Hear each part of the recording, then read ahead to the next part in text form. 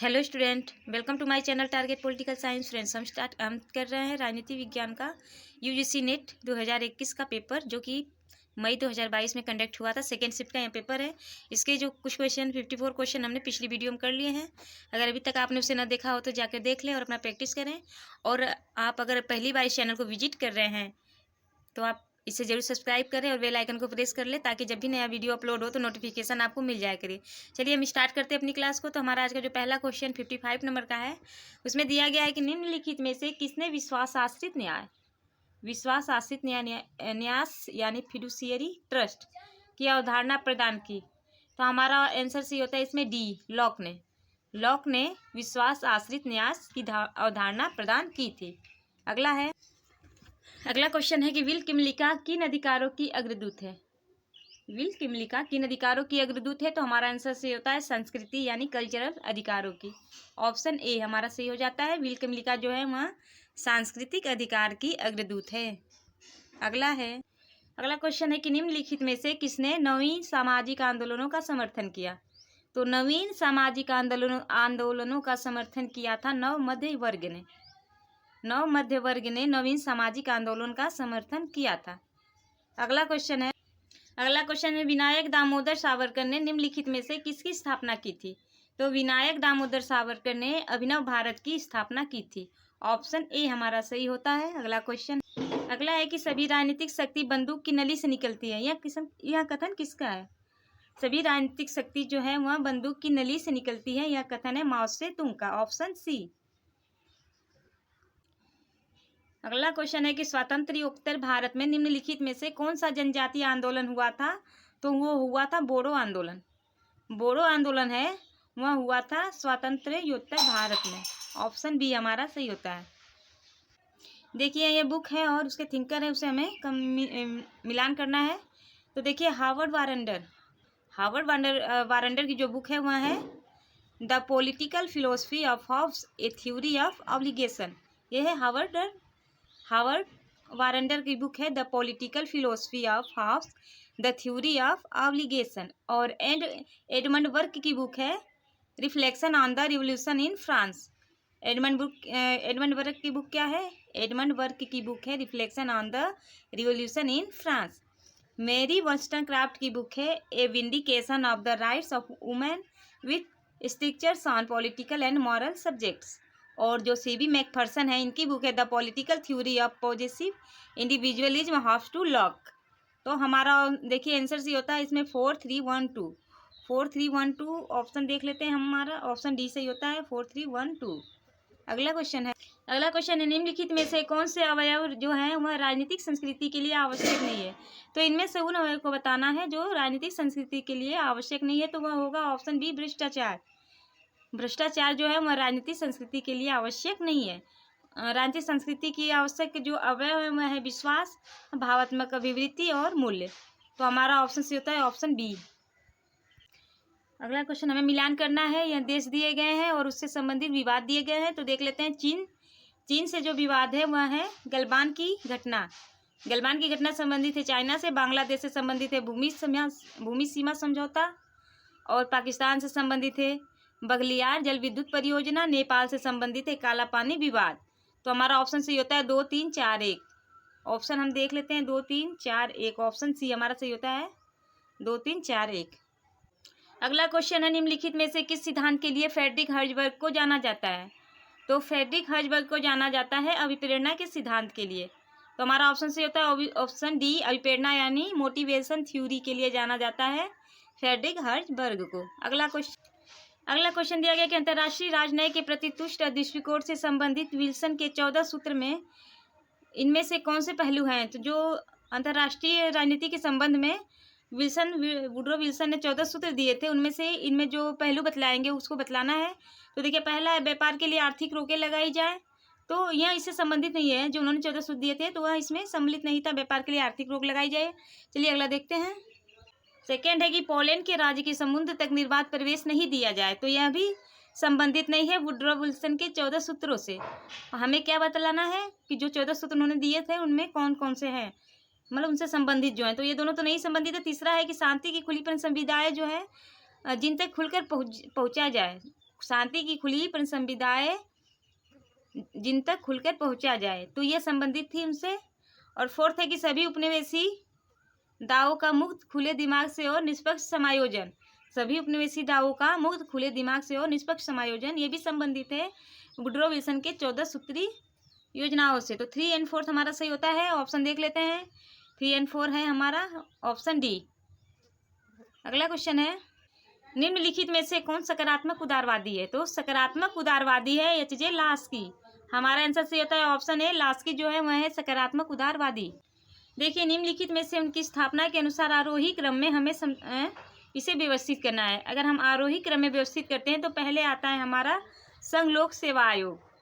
संघ लोक सेवा आयोग के बाद आएगा केंद्रीय सतर्कता आयोग, और उसके बाद आएगा भारत का 14वां वित्त आयोग, 4th में आएगा नीति आयोग। तो हमारा ऑप्शन सही होगा 2 3 4 1, 2 3 1 4 ना, 2 3 1 4 हमारा ऑप्शन सही हो जाता है। देख लेते हैं कूट को। ऑप्शन हमारा सही होता है बी, 2 3 1 4। अगला क्वेश्चन है कि निम्नलिखित संविधानों को उनके निर्माण वर्ष के आधार पर कालक्रम में व्यवस्थित करना है।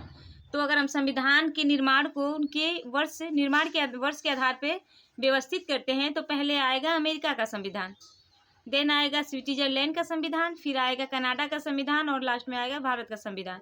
तो हमारा ऑप्शन सही होता है 2 1 4 3, 2 1 4 3 हमारा सही होता है। कूट देख लेते हैं, हमारा ऑप्शन बी सही होता है 2 1 4 3, ऑप्शन बी। देखिए, अगला क्वेश्चन है कि भारतीय विदेश नीति को निम्नलिखित घटनाओं को उनके कालक्रम के अनुसार व्यवस्थित करना है। तो जो विदेश नीति की घटनाएं हैं उनको उनके कालक्रम के अकॉर्डिंग व्यवस्थित करना है। तो देखिए, पहले आएगा इसमें लुक नीति, सेकेंड नंबर पे आएगा गुजराल सिद्धांत, थर्ड नंबर पे आएगा लाहौर बस कूटनीति, और 4th नंबर पे आएगा पोखरण द्वितीय परमाणु विस्फोट। फिर से देखते हैं, पहले आएगा लुक नीति, फिर लुक नीति के बाद आएगा गुजराल सिद्धांत, गुजराल सिद्धांत के बाद आएगा पोखरण द्वितीय परमाणु विस्फोट होगा, और लास्ट में सबसे आता है लाहौर बस कूटनीति। तो हमारा ऑप्शन सी होता है 2 3 4 1। कूट देख लेते हैं, हमारा ऑप्शन सी होता है बी, 2 3 4 1। अगला क्वेश्चन है निम्नलिखित में से किन विवादों का संबंध भारत और पाकिस्तान से है? तो भारत और पाकिस्तान से जो संबंधित विवाद है वह है सियाचिन विवाद और सर्कलिक विवाद। ये दोनों संबंधित हैं भारत और पाकिस्तान से। ऑप्शन ए हमारा सही हो जाता है।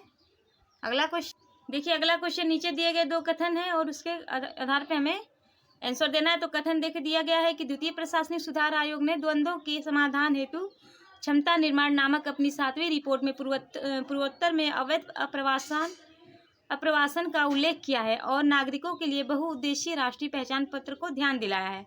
तो ऑप्शन कथन ए जो है वो हमारा सही है। देखिए, कारण क्या कहता है? तो कारण कहता है कि लोकवाड़ी उत्तर प्रदेश के सीतापुर जिले में सार्वजनिक निजी साझेदारी परियोजना है जिसकी शुरुआत दिसंबर 2009 में की गई थी। तो देखिए, ये आर जो है वह गलत है, तो हमारा इसमें सही होगा ए सत्य है परंतु आर गलत है। ऑप्शन देखते हैं, ऑप्शन डी हमारा सत्य है, ए सत्य है और आर गलत है। चलिए अगला क्वेश्चन है। अगला क्वेश्चन दिया गया कि भारत का काला पानी भूभागीय विवाद किस देश के साथ है? तो भारत का काला पानी भूभागीय विवाद संबंधित है नेपाल के साथ। घुमा फिरा करिए क्वेश्चन, देखिए 3 बार दे दिया गया इसमें। अगला क्वेश्चन है कि भारत के नाभिकीय सिद्धांत की निम्न में से कौन सी विशेषता नहीं है? तो देखिए, इसमें से नाभिकीय सिद्धांत की जो विशेषता नहीं है वह हमें बतलानी है। तो हमारा ऑप्शन सी होता है, ऑप्शन सी, मित्र राष्ट्रों के विरुद्ध इसका प्रयोग नहीं। यह भारत के नाभिकीय सिद्धांत की विशेषताओं में से नहीं है। देखिए, भारत की नाभिकीय सिद्धांत की जो विशेषता है उसमें है न्यूनतम विश्वसनीय प्रतिवारण, पहले इसका उपयोग नहीं करेंगे, और केवल परंपरागत हथियारों वाले राज्यों के खिलाफ इसका उपयोग नहीं किया जाएगा। तो यह भारत की परमाणु नीति थी।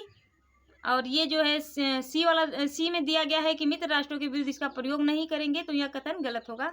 तो ये उसकी विशेषता नहीं है, ऑप्शन सी हमारा होता है आंसर।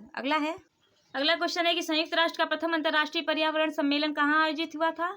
तो संयुक्त राष्ट्र का प्रथम अंतर्राष्ट्रीय पर्यावरण सम्मेलन जो आयोजित हुआ था वह हुआ था स्टॉकहोम में। ऑप्शन डी हमारा सही होता है, स्टॉकहोम। भारत में पहला श्रम आंदोलन हुआ था 1875 में। 1875 में हुआ था भारत का पहला श्रम आंदोलन, 1875 में। देखिए अगला क्वेश्चन दिया गया है कि एल्टन मेयो द्वारा लिए गए हार्थोन प्रयोग का सार निम्नलिखित में से किन में है। तो जो एल्टन मेयो द्वारा हार्थोन प्रयोग किया गया था उसमें उसका हम लोग का उसका सार बतलाना है। तो इसमें देखिए पहला है कि ग्रेट इल्यूमिनेशन एक्सपेरिमेंट, तो यह किया गया था हार्थोन प्रयोग में। फर्स्ट हमारा सी होता है ग्रेट इल्यूमिनेशन एक्सपेरिमेंट। सेकेंड है आर्ट ऑफ कटिंग मेटल्स, तो आर्ट ऑफ कटिंग मेटल्स का यूज उन्होंने नहीं किया था हार्थोन प्रयोग में। ह्यूमन एटीट्यूड्स एंड सेंटिमेंट्स, तो इसका प्रयोग किया गया था मेयो द्वारा। और बैंक वायरिंग एक्सपेरिमेंट, ये भी किया गया था एल्टन मेयो द्वारा। तो हमारा ऑप्शन सी होता है 1, 3 एंड 4 एल्टन मेयो के हार्थोन प्रयोग से संबंधित है। 1, 3 एंड 4 हमारा आंसर सी होता है ऑप्शन सी, ऑप्शन सी। अगला क्वेश्चन है इनमें से कौन भारत में वैश्वीकरण, उदारीकरण तथा निजीकरण के आर्थिक प्रभाव हैं।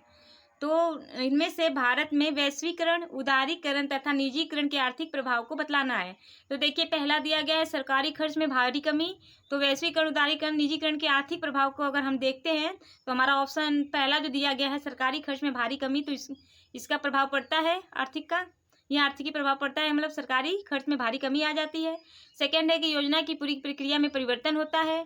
थर्ड है सांकेतिक आयोजन मानी इंडिकेटिव प्लानिंग की शुरुआत की जाती है। फोर्थ है कि पारंपरिक सामाजिक क्षेत्र की आयोजना की धारण, मतलब क्षेत्र की आयोजन को धारण करना होता है, पारंपरिक सामाजिक क्षेत्र की आयोजना को। तो देखिए ऑप्शन 1, 2, 3 एंड 4 चारों कथन इनमें सही है। तो हमारा ऑप्शन से होता है ऑप्शन बी 1, 2, 3 एंड 4। अगला क्वेश्चन है कि कार्ल पॉपर ने किसकी ऐतिहासिकता की आलोचना की। कार्ल पॉपर ने किसकी ऐतिहासिकता की आलोचना की थी। तो वह थे प्लेटो और हीगल। प्लेटो और हीगल की ऐतिहासिकता की आलोचना की गई थी किसके द्वारा, तो कार्ल पॉपर के द्वारा, कार्ल पॉपर के द्वारा। अगला क्वेश्चन हमारा है कि मिखाइल गोर्बाचोव के ग्लासनोस्ट नीति के अनिवार्य तत्व क्या है। तो मिखाइल गोर्बाचोव के ग्लासनोस्ट नीति जो है उसके अनिवार्य तत्व हैं आलोचना की स्वतंत्रता के सिद्धांत को प्रोत्साहन। तो ये देखिए आलोचना के स्वतंत्रता के सिद्धांत को प्रोत्साहन मिलता है मिखाइल गोर्बाचोव के ग्लासनोस्ट समझौता नीति में। फर्स्ट तो हमारा सही होता है। सेकेंड है कम्युनिस्ट पार्टी के नेतृत्व की भूमिका की समाप्ति। सेकेंड है कम्युनिस्ट पार्टी के नेतृत्व की भूमिका की समाप्ति। तो यह समाप्ति कम्युनिस्ट पार्टी के नेतृत्व की भूमिका की समाप्ति है, इसके अनिवार्य तत्व में नहीं है। थर्ड है मीडिया और प्रकाशन पर नियंत्रण को ढीला करना। तो यह संबंधित है मिखाइल गोर्बाचोव के ग्लासनोस्ट नीति से। तो फर्स्ट सही होता है हमारा, थर्ड सही होता है। फोर्थ है कार्यपालक प्रेसिडेंसी की स्थापना, तो यह भी नहीं है। तो हमारा आंसर सही होता है फर्स्ट एंड थर्ड। कुछ देख लेते हैं, ऑप्शन बी सही होता है हमारा फर्स्ट एंड थर्ड। अगला है देखिए अगला क्वेश्चन दिया गया है कि निम्नलिखित समितियों में से किसे सिविल सेवा परीक्षा व्यवस्था की समीक्षा हेतु नियुक्त किया गया था। निम्नलिखित समितियों में से किसे सिविल सेवा परीक्षा व्यवस्था की समीक्षा हेतु नियुक्त किया गया था। तो हमारा ऑप्शन सही होगा ऑप्शन डी हमारा सही हो जाता है। सतीश चंद्रा समिति को सिविल सेवा परीक्षा व्यवस्था की समीक्षा हेतु नियुक्त किया गया था, ऑप्शन डी हमारा आंसर होता है। अगला क्वेश्चन है